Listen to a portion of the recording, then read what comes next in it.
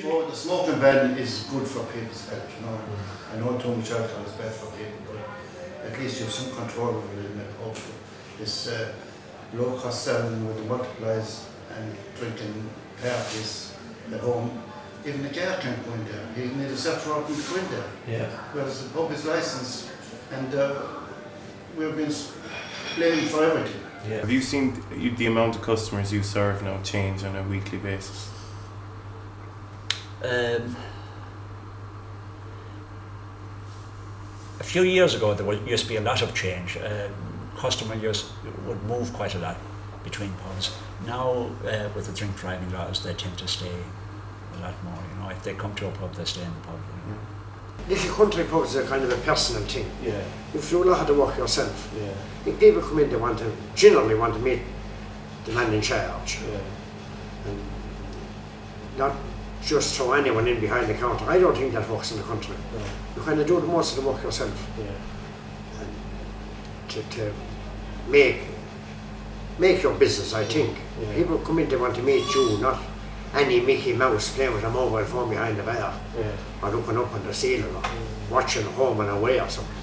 You have to watch the boys to make sure they don't go home and away out of your pub. What would make you believe it's a viable business in the future? I'd be pretty optimistic about it, that eventually the amount of pubs in a village like Cappawhite will find their own level. At the moment I'd say 3 is about pretty good, you know. If there was any more, then it just wouldn't be viable, you know. Immigration crack have stopped. Yeah. And all the young lads now are more interested in building their houses near home where they were born. And they're all staying around here, like. They're not going away to England or America anymore. Some will go to Australia for short periods. Yeah. And other than that, I mean, there's houses going up like mushrooms all over the place. Yeah. I know there may be a bit of a lull at the moment. They'll pick up again. They're all walking around here and they like this. They like a local pub, their own local pub anyway. Do you expect any more pubs to close both in Cappawhite and around the area? Well, I don't know, but I do know that pubs will close around the country and have been closing for the last number of years. And again, it's to do with the market that's out there. Pubs just close down; they can't make enough money to stay in business, and the owners move on to something else. Well, yes, some of them retire, I suppose, and more of them maybe fed up of it. This is a tough game, like. Yeah. And if you Why like do you it, say that? if you like it, you're dealing with people all the time, and your hours are not sociable hours, and you either put up with it or get out of it. Yeah.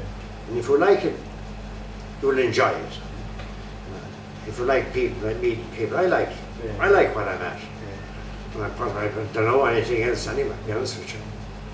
I mean, well, what gives you kind of the personal satisfaction of the job after 40 years in the business? How do you keep going at it? How do you still enjoy it? There's good old profit in the drink, you know. You know, Do you know what I mean? That helps a bit, helps a lot. Yeah. And I like meeting people anyway and having the crack and listening to bullshit and lies. And the terrible liars come into pubs, you know. Yeah. They tell you anything. Okay. Oh. Draft beer now has the quality of the beer has improved immensely over the years, and cleaning is a huge thing, you know, and especially the Guinness road drips now, they go around and they clean out the pipes, and we do it ourselves as well. The alto pops have come in, which are one of the great idea I had myself. There's drinks out now that I never heard of. Yeah. They weren't there, them long necks and Smirnoff Ices and the Bacardi Breezes, all that heavy stuff, and fat frogs, and fat bulls and red bulls and cemental bulls, and I know many more bulls who have, but the young people go for that kind of stuff, and all regular drinks is Guinness and he's Lager. Lager will be a good seller here now, Carlsberg Lager will be a good seller. Guinness will be the number one, of course. But we don't keep good Guinness here, we sell it. Some publicans keep good Guinness, but I sell it.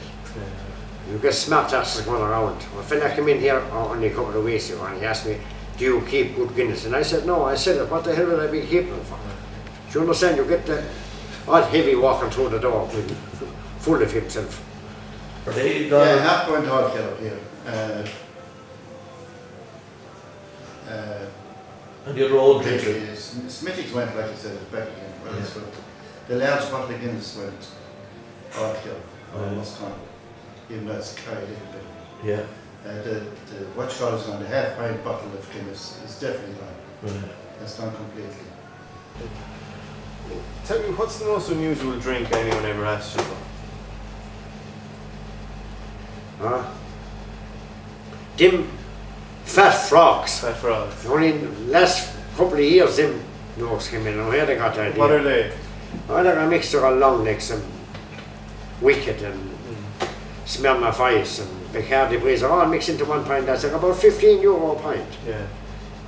And they're not half dear enough. No. Because if they want some of these exotic drinks that Englishmen made fair for, and there's good old profit out of them, because you buy them all long necks shape enough, like, you know what I mean? Yeah. The public is now kill me for saying that, but I'm a terrible honest man. I wouldn't tell a lie. Like. From time to time we'd have visitors, you know. I suppose the most recent one was Vinnie Jones, the soccer star come film star. He spent a whole evening here. He had been visiting Ireland for the coursing, greyhound coursing in Clonmel, and he just came to Cappawhite and came in here, and actually we have some photographs of him around there. They're all famous to me, I think. I made them all, the good, the bad and the ugly. Yeah. John Doyle is a great friend of mine, the famous John Doyle, who won 8 hours at the Prairie. And another famous man comes in here fairly regular. He wouldn't be a big drinker. The go-go butler.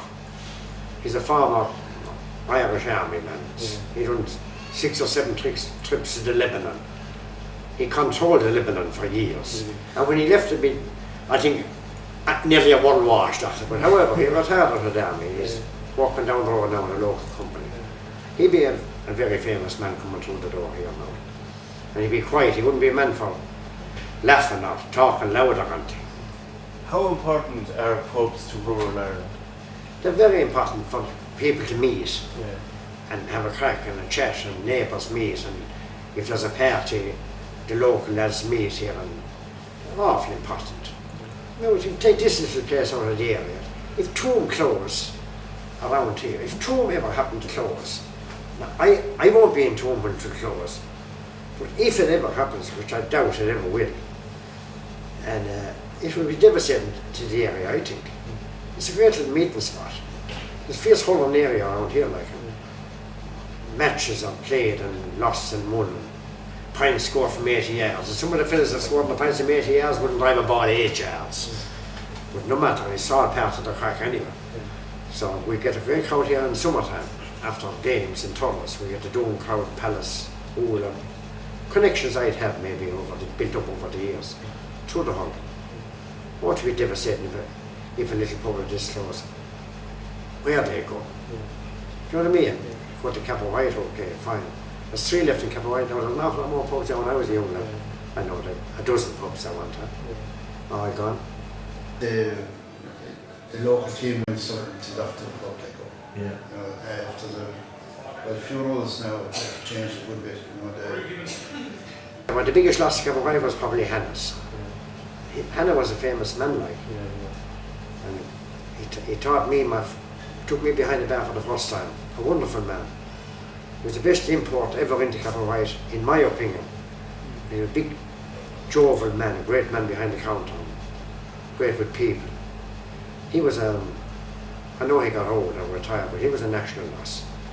Oh, absolutely, he was a wonderful man. I've always looked up to John Hannah as a top barber, because he had a way with people, and he could serve drink at the same time. He would keep poking 2 balls at the one time. Not easy at times, you're serving drink and chatting. There's an art in that, and you either have it or you haven't it. And it can't be bought in a shop or acquired like a suntan. To get me, and Hannah had that. And I stole a small little bit of it off him, but I didn't get it all.